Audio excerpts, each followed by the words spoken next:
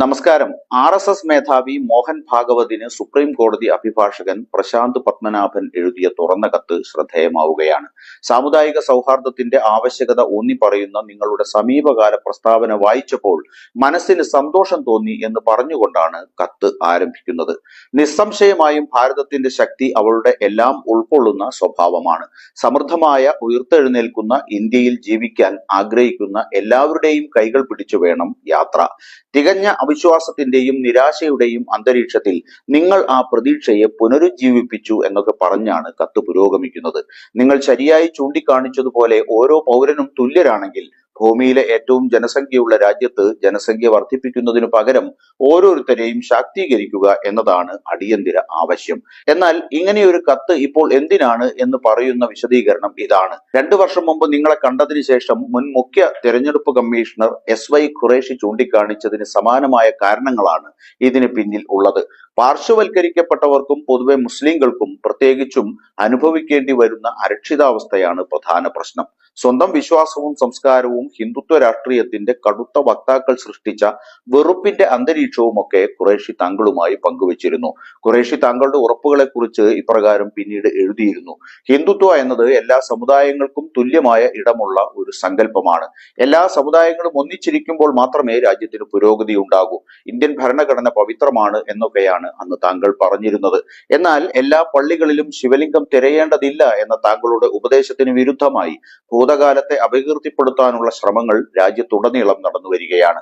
അടുത്തിടെ വരെ അക്കാര്യത്തിൽ സുപ്രീം കോടതിയിൽ വരെ സിവിൽ കേസുകൾ നടത്തി. ഒടുവിൽ താൽക്കാലികമായി നിർത്തുക എന്ന ഉത്തരവ് ഒടുവിൽ സുപ്രീം കോടതിക്ക് തന്നെ ഇറക്കേണ്ടി വന്നു.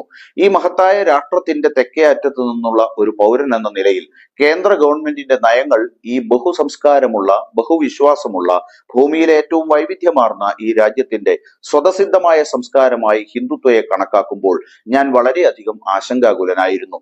വിശ്വാസത്തെ അടിസ്ഥാനമാക്കിയുള്ള പൗരത്വത്തിനും വ്യത്യസ്തമായ പരിഗണന നൽകുന്ന പൗരത്വ ഭേദഗതി നിയമം 2019 നടപ്പിലാക്കുന്നത് ആശങ്ക ഒന്നുകൂടി വർദ്ധിപ്പിച്ചു. മതേതര ഇന്ത്യയുടെ പ്രധാനമന്ത്രി അയോധ്യയിൽ ഒരു ഹിന്ദു ക്ഷേത്രത്തിന് അടിത്തറയിട്ടു. അതിനുശേഷം പ്രധാനമന്ത്രി ഉദ്ഘാടനം ചെയ്യുന്നു. പുതിയ പാർലമെന്റ് മന്ദിരത്തിന്റെ ഉദ്ഘാടനത്തിന്, അതും 2023 മെയ് 28-ന് VD സവർക്കറുടെ ജന്മദിനത്തിൽ മതപരമായ ശ്ലോകങ്ങൾ ചൊല്ലൽ നടത്തിയാണ് നിർവഹിക്കപ്പെട്ടത്. പ്രധാനമന്ത്രിയുടെ തെരഞ്ഞെടുപ്പ് പ്രസംഗങ്ങളിൽ മുസ്ലിം സമുദായത്തെക്കുറിച്ചുള്ള പരോക്ഷമായ പല പരാമർശങ്ങളും കടന്നുവന്നു. സ്വാമി വിവേകാനന്ദൻ വാദിച്ചതുപോലെ എല്ലാ വിശ്വാസങ്ങളുടെയും സ്വീകാര്യതയുടെ പാതയിൽ നിന്ന് ഇന്ത്യ തീർച്ചയായും തെറ്റിപ്പോയിരിക്കുന്നു എന്ന തോന്നൽ അത് എനിക്ക് നൽകി.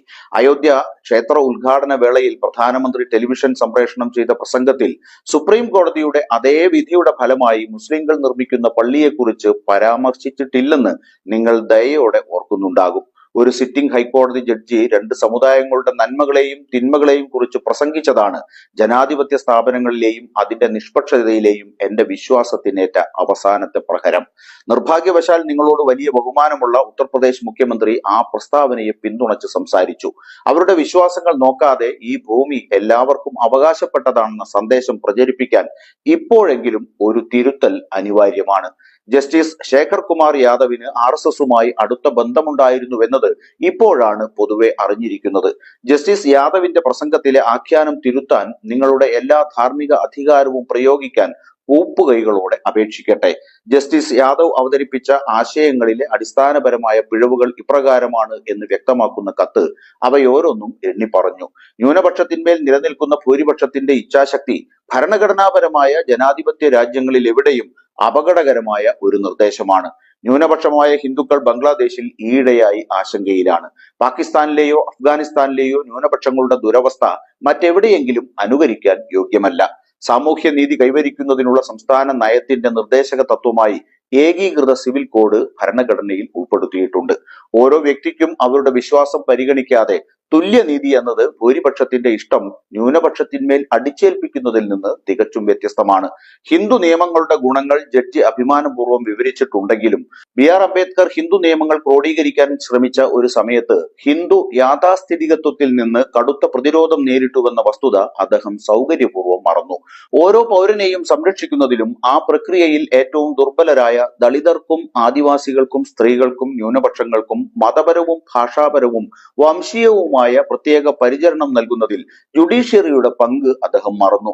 നിങ്ങൾ അടുത്തിടെ നിർദ്ദേശിച്ചതുപോലെ ഈ മഹത്തായ രാജ്യത്തിലെ എല്ലാവരും തുല്യരാണ്, തുല്യ ബഹുമാനത്തിന് അർഹരാണ്. ഭാഷ കൊണ്ട് മലയാളം, സംസ്കാരമാവട്ടെ ദ്രാവിഡൻ എന്ന നിലയിൽ ഞാനും ന്യൂനപക്ഷവും ഈ മഹത്തായ രാഷ്ട്രത്തിന്റെ തുല്യ ഭാഗമാണെന്ന് തോന്നുന്നു. കാരണം ഈ ജനാധിപത്യത്തിൽ നമ്മൾ എല്ലാവരും തുല്യ പങ്കാളികളായി കണക്കാക്കപ്പെടുന്നു. ഭരണഘടന തുല്യ പരിഗണനയും വിവേചന രാഹിത്യവും ഉറപ്പു നൽകുന്നു.